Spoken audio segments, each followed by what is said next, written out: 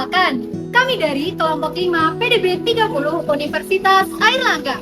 Di sini, kami sedang melakukan observasi nilai-nilai kebinekaan dalam interaksi sosial di kawasan Pecinan, Kia Kembang Jepun, Surabaya. Sebelumnya, perkenalkan, saya Jingga Ispriandra Zahra dan rekan-rekan saya. Saya Titis Najwa Syahidah. Saya Gaureng Paskirana. Perkenalkan, nama saya Sabira Neisa. Nama saya Almas Tanjumalaya.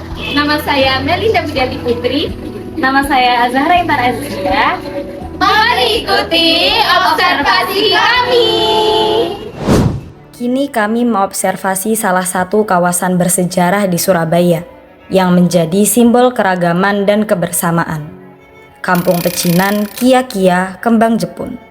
Surabaya bukan hanya kota pahlawan, tetapi juga kota yang tumbuh dari perpaduan berbagai etnis dan budaya. Sejak masa kolonial, kawasan ini menjadi titik pertemuan antara masyarakat Tionghoa, Arab, dan Jawa. Suasana kampungnya terasa khas dengan jalan utama yang dipenuhi bangunan tua bergaya oriental, hiasan lampion merah yang menggantung di sepanjang jalan, serta aroma kuliner khas yang menyatu dengan hiruk-pikuk kehidupan warganya. Kini, Kia tidak sekadar destinasi wisata malam, melainkan simbol keterbukaan dan semangat hidup berdampingan yang terus dijaga hingga hari ini.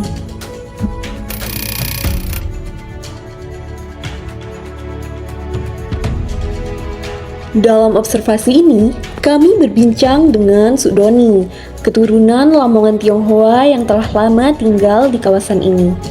Beliau menjelaskan bahwa Kia Kembang Jepun sudah ada sejak abad ke-19, saat Surabaya berkembang sebagai pelabuhan utama. Sebetulnya suku Tionghoa masuk ke tanah Nusantara ini kurang lebih 1000 tahun lebih sebelum Portugal masuk. Tionghoa sudah masuk dulu. Dan orang Tionghoa tidak pernah menjajah negara manapun. Ujian, satu ya. Yang kedua, uji. Yang ketiga, uco. Kalian pernah dengar kompor Hok? Mereknya Hok. Kompor artinya. Hok itu Hok. Itu bahasa daerahnya itu Hok. Ini Hok. Tapi kita harus membaca pakai bahasa Mandarin biar nggak bingung. Hok itu artinya uji. Ya. Sudah tiga ya, ujian. Uji, udo. Jadi yang ada di sini rata-rata adalah Tionghoa yang sudah keturunan, ya. Yang ketiga belum saya sebut. Yang ketiga orang Tionghoa Holland Spreken, Cino Holland Spreken. Ya. Orang Tionghoa 800 tahun yang lalu sudah banyak yang kaya. Anak putune di sekolah nonang Londo, sekolahnya Belanda. Jadi mereka karakter prinsip kehidupan sehari-hari ngalang-ngalai wong Londo diri. Padahal orang Jawa kalau makan dimakan, makan tidak boleh. Disiplin banget. Setelah mengetahui sejarah kawasan ini dengan jelas, melalui penjelasan Sudoni, kami melanjutkan observasi menuju Kelenteng Boonbio, salah satu tempat ibadah tertua di kawasan Surabaya.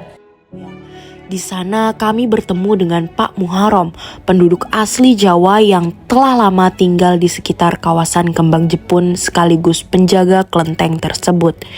Beliau menyambut kami dengan ramah dan menceritakan bahwa Boonbio bukan hanya tempat ibadah bagi umat Konghucu, tetapi juga ruang kebersamaan warga sekitar tanpa memandang perbedaan agama. Supaya nanti orang Tionghoa tidak bercerai-berai, masih tinggal di sini. Sama, itu perjanjian perjalanan.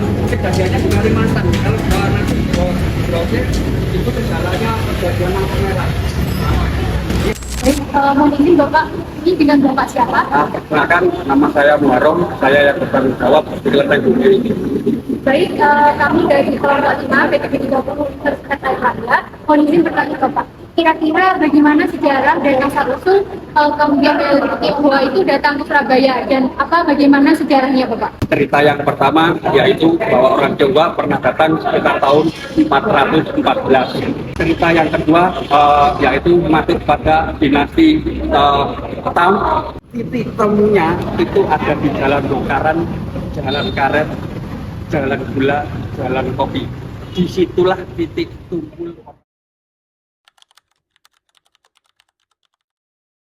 bahwa ada keinginan dalam hati saya supaya BKP ini bisa berkembang dengan pesat, terutama Kelenteng Bumbu bisa berkembang dengan besar, di mana cita-cita saya supaya mahasiswa atau anak muda mau belajar tentang sejarah, mau belajar tentang kulturasi budaya makanan orang Tionghoa, sehingga sejarah ini menjadi cikal bakal atau bukti kebesaran orang Jawa yang tinggal di kawasan dalam. Dari pesan tersebut, kami memahami bahwa Kia-Kia bukan sekadar tempat bersejarah, tetapi cermin dari semangat toleransi dan gotong royong masyarakat Surabaya. Hasil observasi ini mengajarkan kami bahwa keharmonisan tidak lahir dari keseragaman, melainkan dari saling menghargai dan menjaga warisan yang telah dititipkan oleh generasi sebelumnya. Mari terus bangga menjadi Indonesia, menjunjung excellent with morality demi Surabaya yang berbudaya dan bangsa yang berkarakter.